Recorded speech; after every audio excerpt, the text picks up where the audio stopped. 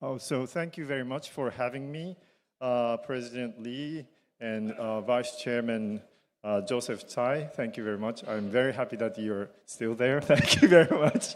And actually, why I'm here, I met Sophia in March in our university.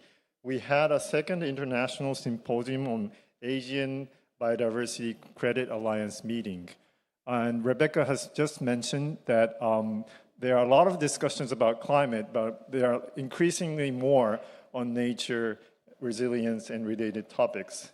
Actually, this meeting is very timely because from 14th to 16th of July, we're having a Nature Positive Summit in Kumamoto, Japan, where the world is gathering. And you know Kumamoto, Taiwan has invested a lot with the semiconductors, so they need nature, they need water, they need climate resilience discussions. So I really think this is a very timely event for our collaboration and also disseminating information to the world. On a personal note, actually, I'm very happy that I'm here. My father was born in Taipei. And my father used to be a Chinese professor teaching in one of the universities in Taiwan during the war period. But I wouldn't talk too much about this. But thank you very much. So today I would like to talk about the nature positive finance and the movement in Asia. I hope I can use this clicker. Well, so this is me. I had an honor to serve the United Nations on Secretariat on Convention on Biological Diversity. But from that time, we had a lot of connection with climate change. And then I served several universities. Now I teach where I graduated at the University of Tokyo in the forestry department. So if this is a classroom, I was going to point to you, but you can quietly think which quiz is the right answer. So there are a lot of crediting, and I'm sure you're familiar with. What's the rate for the ordinary credit rating matching with different schemes, and what are they for the ESG? And the answer is actually C. And this is where I think the science comes in. So why the credit rating tends to agree, the normal ones, the ordinary ones, where you guys are doing, is that evaluation objective is concrete and clear, and data is verifiable. Why ESG is somewhat, I would say, dodgy, is that different items measure each. Basically, they're measuring different things, and the methods is different, and maybe even the goal is different. So some companies might think, okay, the employing minority is a good thing, but on the other hand, some might think, okay, they're using these less favored persons in a very hard-working conditions. So this is a point I think we need discussions and maybe a lot more agreements. I know even in the climate areas, you have a lot of discussions and disagreements, but it is even more so the case for nature and biodiversity. So I think we need to discuss a lot on what we're going to measure and how we're going to measure and what our goals are. So climate change, there is some kind of a matching or a framework that you're agreeing on, but nature and biodiversity, the gap is larger. So that's where I think we need to work also closely with the finance institutions in the future as well. And nowadays, we do not look, we used to be in the silos. The climate groups village were a climate village. The biodiversity group was in the biodiversity group, water, energy were in a different group, I would say. But we're seeing increasingly closing of these trade-offs and synergies or nexus. So even discussing about where we should be planting trees, where should be doing these nature positive actions, we need to be aware what are the water circulations, what impact it would have for the climate change, and what kind of tree species are we planting, and how the land was used beforehand, and that's going to actually impact all the three or four dimensions. So it's a very complex things. And that's why I think it's very difficult for the bankers or the finance institutions to measure, oh, this is the right answer or this is not the right answer. So, but the science is also working quite hard to bridge these gaps. Nature positive, I think you're quite aware of, but it's not only about the green issues, but it's also about circular economy, and it's also about climate change adaptations. And it's a goal towards 2050. By the way, the term nature positive was unfortunately not in the official decision of the CBD COP. It was deleted because the developing countries and developed countries could not agree. But we say the spirit is still there and the concrete wordings, framing of these words are there. But it's also a contentious issue. It's not easy to bridge the gaps between the developing and developed countries. That's one challenge that we also need to challenge. Also, we call this the regime fragmentation, regime complex. We have a different institution in charge of different ecosystem areas or different legal issues or international regimes which are in charge of different parts of biodiversity.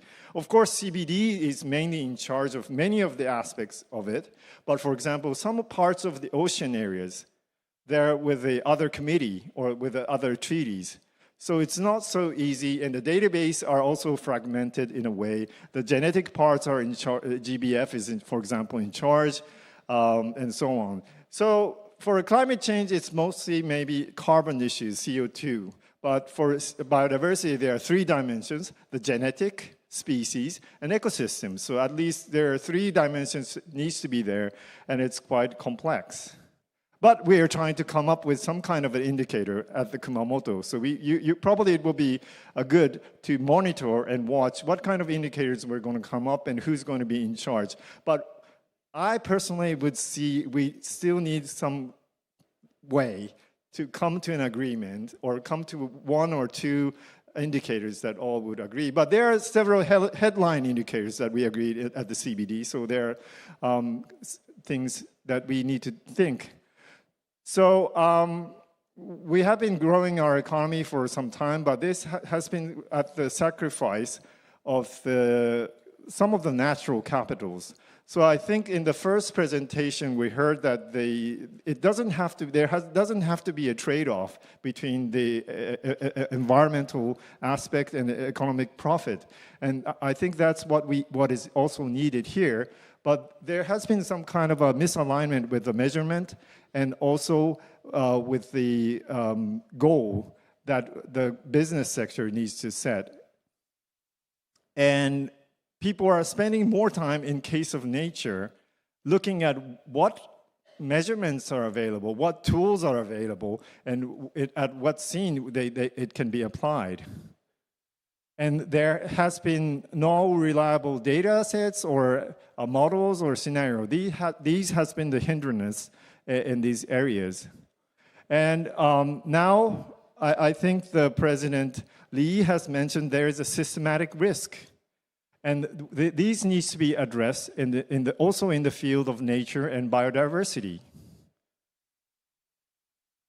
Private sector plays larger role than the public sector. There has been potential risk or reverse negative investment for the nature, and the amount is about 7.3 trillion according to UNEP estimation in 2023, which was published in 2026.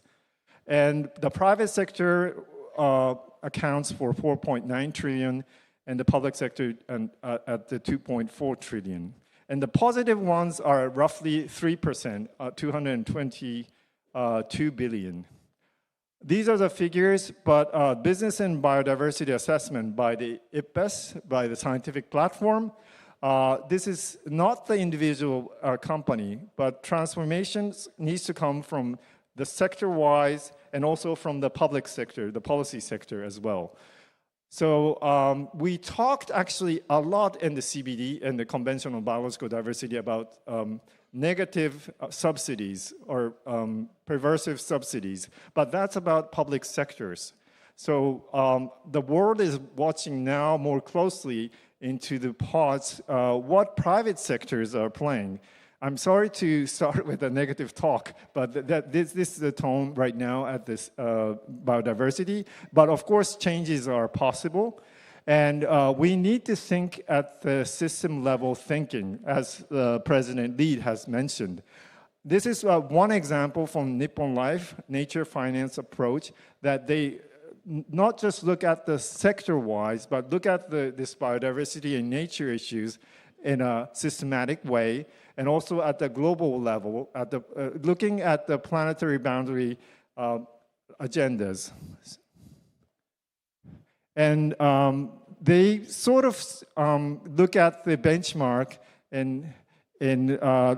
more in these measurable amount of greeneries, which is HANPP, and also looking at the increase in the positive impact in the NPP.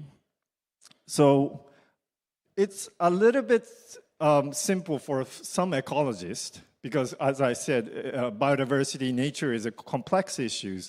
But it's a starting point to start discussions and also to make these more operational. So it's a kind of a trial to come up with some kind of a measurements in case of nature, and to make it more measurable and quantifiable and simple so that they can apply in their thinking of how these systematic risks can be decreased or avoided. And I would like to talk a little bit about biodiversity credit towards the end, as this is was a topic that we discussed in March.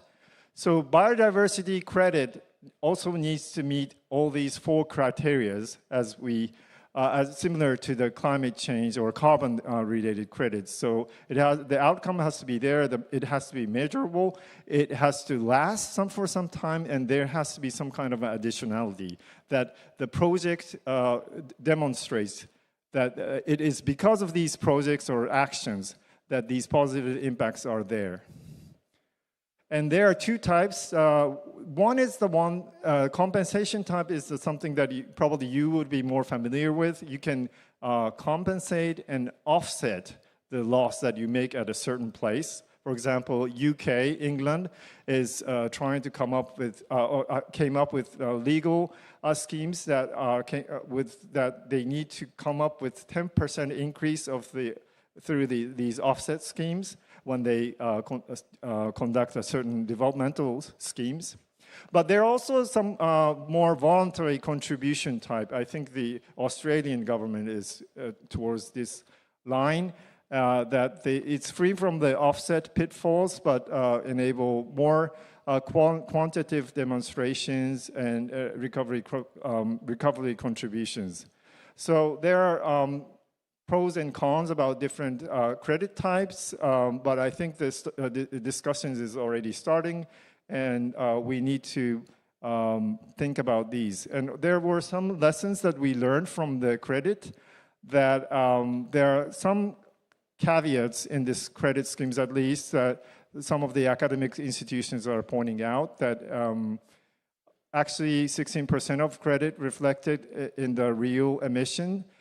Probably it's much better than doing nothing, but we need to be able to track these traceabilities a bit more better, and sometimes the baseline standards and incentives are not clear. And last but not least, the equity and inclusion for the communities are also required in many cases. So these are the challenges also that the biodiversity credit would need to face, and I think it will be quite useful that Taiwan or India or many other parts of the world will exchange these views and experiences when we establish biodiversity credits. And we're not alone. So what business can do, finance can do, and we academics can do, government, civil societies can do together. There are many things that we can work together in these kind of incentives. I think we can talk about these during the next sessions.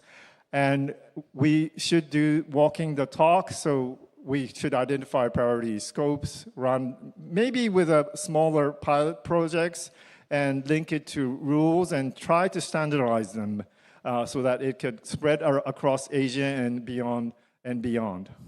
So thank you very much for your time and attention, and I hope I was in time. Thank you.